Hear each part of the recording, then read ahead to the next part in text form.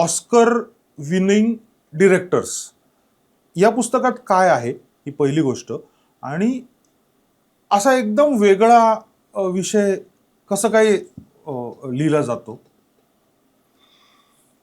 Oscar विजेते दिग्दर्शकामध्ये Oscar मिळवणारे 10 दिग्दर्शक त्याच्यामध्ये मी घेतलेत. त्याच्यामध्ये सत्यजित रे आहेत, कुरोसावा आहेत, चार्ली चॅपलिन आहे, बर्गमन आहे, हे सगळे घेतलेले आहेत. आता हे पुस्तक म्हणजे मी ठरवून मी चित्रपट पाहतो, भरपूर पाहतो, इंटरनॅशनल फिल्म फेस्टिवल बघतो, त्या चित्रपटात मला इंटरेस्ट आहे. पण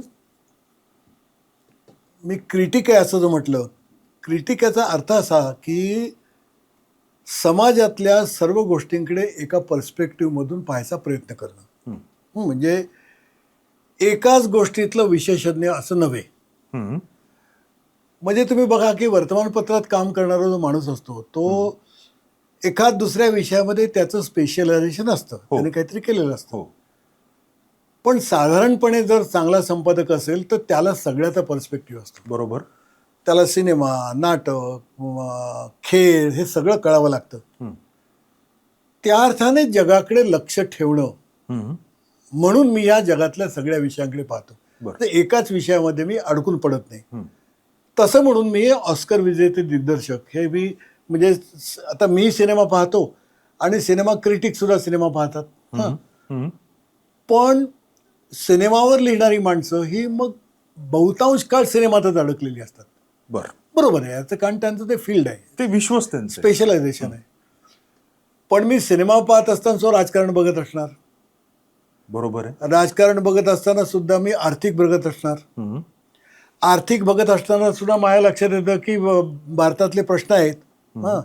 आता उदाहरणार्थ दुष्काळ हा प्रश्न आहे. मग दुष्काळ काय आहे, मला दुष्काळाकडे पाहायचं असतं. आता दुष्काळाकडे पाहत असताना पाण्याची टंचाई हे दुष्काळाचं मुख्य लक्षण असतं. मग पाणी वाचवण्यासाठी कोण काय करतं तिकडेही मला लक्ष द्यावं लागतं. मग पाण्याचं वाटप किंवा पाणी वाचवणं, पाणी अडवा पाणी जिरवा ह्या ज्या चळवळी असतात ह्या काय असतात आणि प्रत्यक्षात टेक्निकली ते कसं करतात तेही मला पाहावं लागतं. तेव्हा अशा सगळ्या गोष्टीकडे आपल्याला लक्ष ठेवायला लागतं. आणि मग हे लक्ष ठेवत असताना त्याचा त्यावेळी अभ्यास केला तर आपल्याला त्याच्यावर लिहिता येतं. फॅन्टॅस्टिक. म्हणून वेळोवेळी विषय बदलणं आणि थोडंसं त्यामुळे काय असं होतं की कंटाळा येत नाही, तोचपणा येत नाही आपल्याला आयुष्यामध्ये.